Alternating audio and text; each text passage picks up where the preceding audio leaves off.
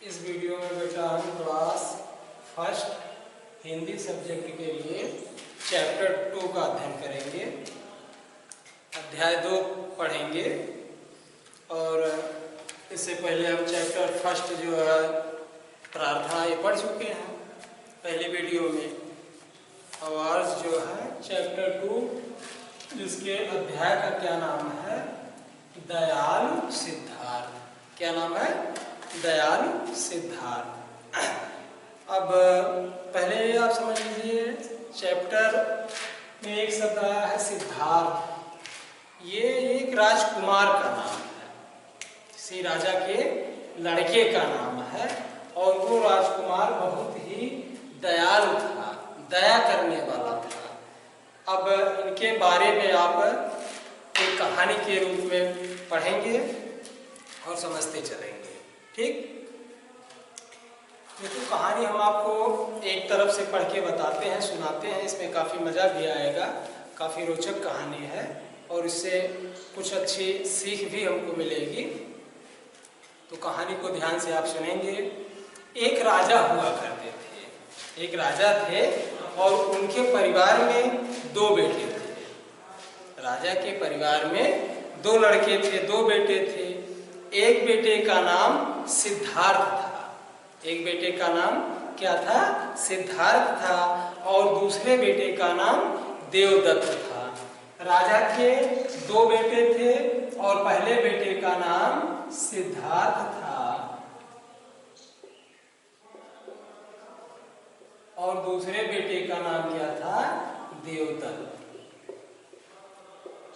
ठीक, तो दोनों बालक, दोनों लड़के जो है ये एक बगीचे में बैठे हुए थे। तो कुछ देर बाद देवदत्त धनुष और तीर लेकर के खेलने चला गया। जो उनका दूसरा लड़का था, दूसरा राजकुमार देवदत्त था, वो तीर और धनुष को लेकर के खेलने के लिए निकल पड़ा। तीर धनुष आप शायद देखे होंगे, ऐसे बना रहता है इस प्रकार से और इसमें एक ऐसे कमान लगी रहती है और इसको जो डोरी खींचा जाता है इधर, तो ये तीर निकल के बाहर जाता है। ये आप जानते भी होंगे, शायद बनाए आए हो खेलने मिलने के लिए। तो देवदत्त तीर धनुष लेकर के खेलने के लिए बाहर निकल गया। उसने उड़ते हुए एक हंस पर तीर चला दिया। एक हंस जो पक्षी हुआ करता है, चिड़िया, वो उड़ता हुआ जा रहा था। तो देवदत्त क्या किया, उस पे सिधाना लगा करके और उस तीर को उसके ऊपर चला दिया। हंस घायल होकर के जब तीर उसको लग गया तो छटपटाते हुए घायल होकर के नीचे गिर गया। और नीचे कहाँ गिरा? जहाँ पे सिद्धार्थ बैठा हुआ था।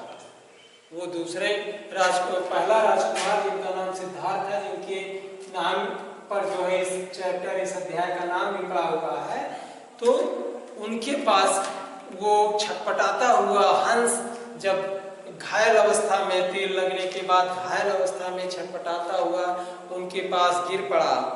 तो सिद्धार्थ ने क्या किया? सिद्धार्थ ने घायल हंस को गोद में ले लिया, अपने गोद में बिठा लिया। उसे हंस पर दया आ गई, क्योंकि वो बहुत दयालु थे, दया करने वाले थे राजकुमार सिद्धार्थ। तो इस अवस्था में, घायल अवस्था में हंस को देख करके हंस के ऊपर उनको काफी दया आ गई। उसने उसे पानी पिलाया। तो उन्होंने क्या किया कि हंस को पानी पिलाया। हंस के घाव को उस दयालु बालक ने सहलाया। जहाँ पर वो तीर का घाव लगा हुआ था, उसको दयालु बालक सिद्धार्थ ने सहलाया। और उसके बाद क्या किया? घायल पर, अच्छा ठीक है, और उसे दुलारा, पुचकारा और सहलाता हुआ उसे काफी प्रेम किए। तो उसके बाद क्या होता है कि घायल पक्षी को खोजता हुआ देवदत्त वहां आया। जो पक्षी के ऊपर तीर चलाया था जिस राजकुमार ने, जिसका नाम देवदत्त था, तो वो खोजता हुआ उस पक्षी को आया। जब सिद्धार्थ के पास देवदत्त आ गया तो सिद्धार्थ की गोद में उसे देखकर उसने कहा, जब वो वहां अचानक पहुंचा और देखा कि पक्षी, वो हंस जो है जिसे वो घायल किया हुआ था, वो राजकुमार सिद्धार्थ के गोद में बैठा हुआ है, तो उसको देख करके देवदत्त ने कहा, क्या कहा? देवदत्त कहता है कि यह हंस मेरा है, यह हंस मेरा है, इसे मुझे दे दो। देवदत्त ने क्या कहा? राजकुमार सिद्धार्थ से कहा कि यह हंस मेरा है, इसे मुझे दे दो। तो इस बात को सुन करके सिद्धार्थ ने उत्तर दिया। सिद्धार्थ क्या कहते हैं कि हंस तुम्हारा नहीं है। क्यों? क्योंकि मैंने इसकी रक्षा की है, मैंने इसको बचाया है, मैं इसे नहीं दूंगा। दोनों की अपनी अपनी बात, दोनों ही अपनी अपनी बात पर अड़े रहे। दोनों में बाता कही होने लगी, काफी तकरार हुआ और दोनों अपनी बातें हमेशा डटे रहे कि राजकुमार सिद्धार्थ कह रहे थे कि ये हंस हमारा है क्योंकि हमने इसकी रक्षा की है, हमने इसकी जान बचाई है, और देवदत्त कह रहा था कि ये हंस हमारा है क्योंकि ये मेरा शिकार था। तो इन सब बातों को लेकर के वे हंस के साथ राजा के पास गए। उस समय आज के तरीके से कोर्ट कचहरी ऐसे नहीं लगता था, सारे निर्णय जो है उस राज्य का राजा ही करता था। तो वे दोनों हंस को लेकर के अपने अपने बातों को लेकर के राजा के पास प्रस्तुत हुए, राजा के पास गए। राजा ने दोनों की बातें सुनी, दोनों को अपनी अपनी बात कहने का मौका दिया गया और दोनों राजकुमार अपने अपने बातों को रखे। तो राजा दोनों की बातों को ध्यानपूर्वक सुना, जिसमें देवदत्त का ये कहना था कि ये मेरा शिकार है, हमने इसका शिकार किया था इस पक्षी का, और इसलिए ये पक्षी हमारा होना चाहिए। उसी स्थान पे राजकुमार सिद्धार्थ, उनका कहना यह था कि हमने इसकी जान बचाई है, हमने इस पक्षी की रक्षा की है, इसलिए ये पक्षी हमारा होना चाहिए, हमारा है। तो फिर राजा ने दोनों की बातें सुनी और उसके बाद उन्होंने निर्णय दिया, फैसला सुनाया।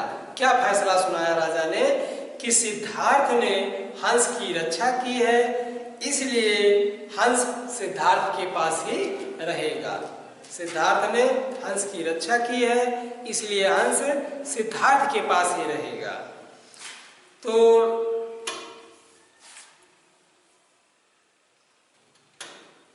इस प्रकार से इस अध्याय से ये पता चलता है कि मारने वाले से बचाने वाले का अधिकार अधिक होता है। मारने वाले से बचाने वाले का अधिकार उस पर अधिक होता है, ना कि मारने वाले का अधिकार ज्यादा होता है, बल्कि बचाने वाले का अधिकार उस पर अधिक होता है। ठीक, और बस इतनी छोटी सी यही कहानी थी बेटा, इसमें बहुत कुछ ज़्यादा है नहीं, इसलिए वीडियो भी बहुत छोटा ही बन पाएगा। तो चलो थोड़ा सा क्वेश्चन आपसे कर लिया जाता है। क्वेश्चन ये किया जाता है कि राजा के परिवार के दोनों बेटों का क्या नाम था? जो राजा का परिवार था उसमें दोनों बेटों का क्या नाम था? कितने लोग बताएंगे? काफी लोग जान गए हैं कि दोनों बेटों का क्या नाम था, ये आपको बता भी दिया गया है।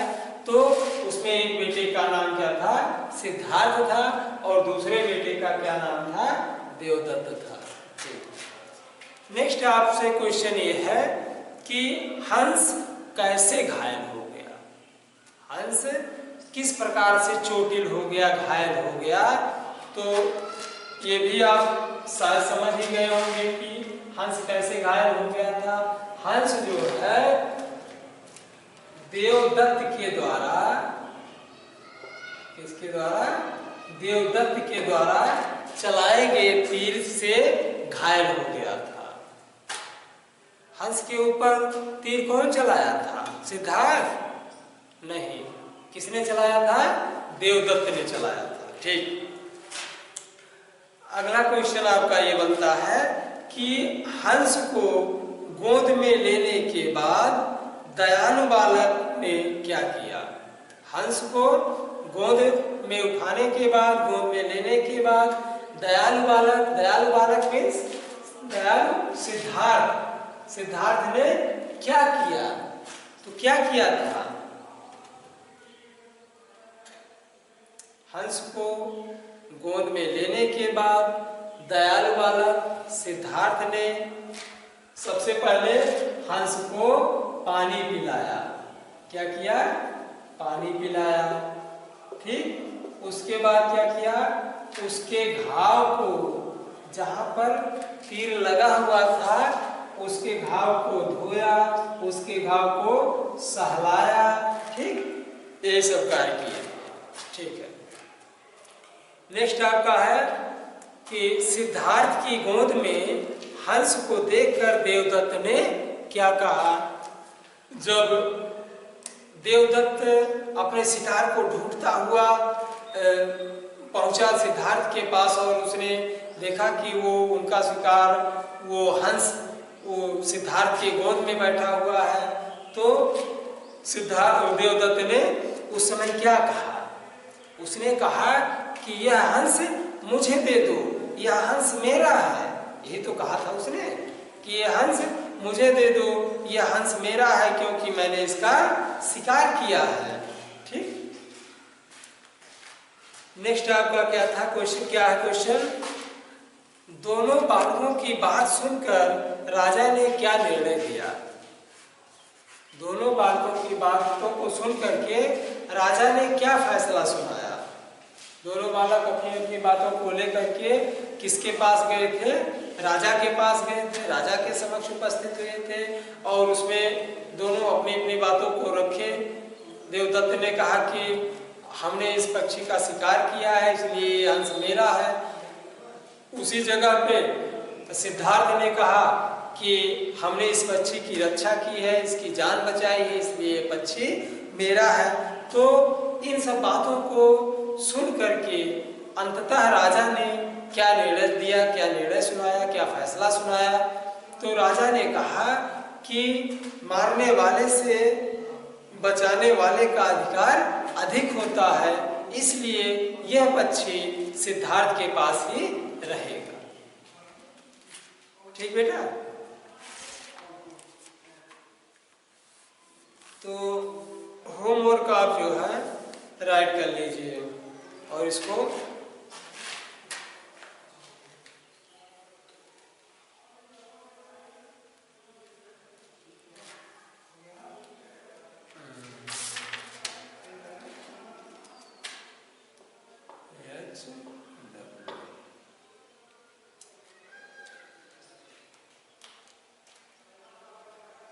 बताओ। ठीक, प्रश्न नंबर का आपका है राजा के परिवार के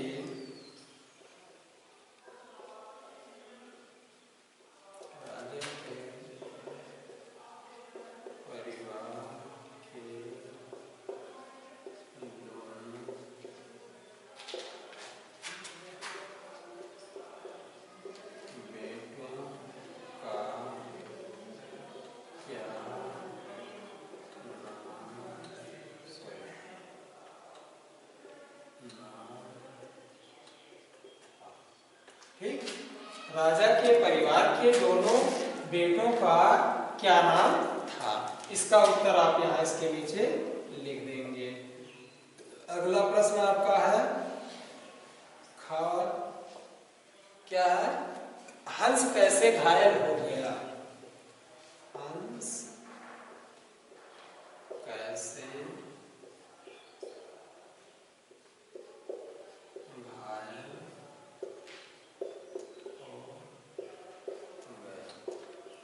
हंस कैसे घायल हो गया। इसका भी उत्तर आपको बताया गया है। इसको भी आप यहाँ इसके नीचे एक लाइन में इसका उत्तर लिख देंगे। ठीक, अगला क्वेश्चन क्या है? हंस को गोद में लेने के बाद हंस को गोद में लेने के बाद दयालु बालक ने क्या किया? दयालु बालक ने क्या किया? ठीक, इसका उत्तर आप यहाँ राइट कर दें। हंस को गोद में लेने के बाद दयालु बालक ने क्या किया? और अगला क्वेश्चन यहाँ राइट कर देते हैं, इसको इरेज कर दे रहे हैं। इसको आप नोट करते चलेंगे क्वेश्चन को। अगला क्वेश्चन आपका क्या है? घा। सिद्धार्थ की गोद में हंस को देखकर देवदत्त ने क्या कहा? सिद्धार्थ की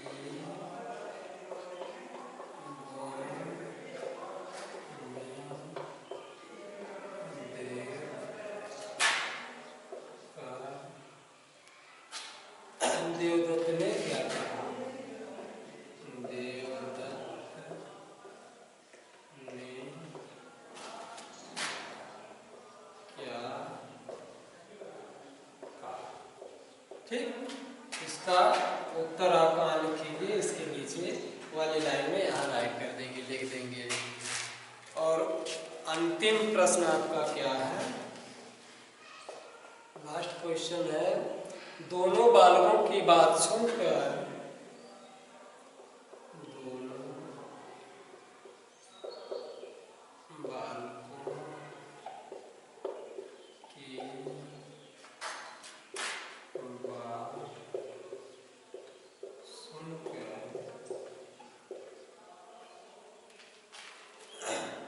राजा ने क्या निर्णय दिया? राजा ने क्या निर्णय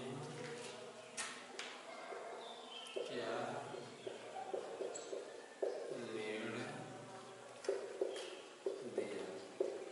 क्या फैसला सुनाया, क्या निर्णय दिया? तो इसको आपको बता दिया गया है कि अंततः राजा ने अंत में क्या निर्णय सुनाया, क्या फैसला दिया। तो इसका उत्तर आप यहाँ लिख देंगे। ठीक, और आज आपका चैप्टर यही समाप्त होता है। आज के लिए बस इतना ही। थैंक यू, धन्यवाद।